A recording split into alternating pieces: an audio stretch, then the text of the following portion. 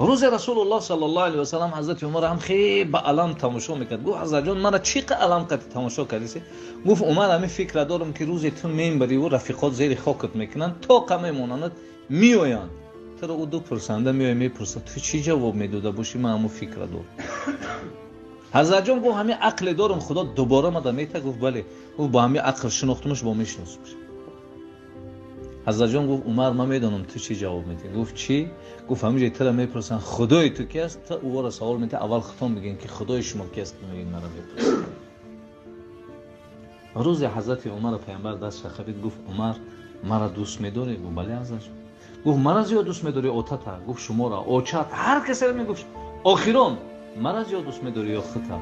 حضرت جان من ایت زیاد دوست میدارم. گفت حالم ایمانت کامل است. بیرون برآمد بچه‌ش تشویش. گفت آتا جان چرا تشویشی؟ گفت رسول الله میخه سوال داد میخه جواب دادم.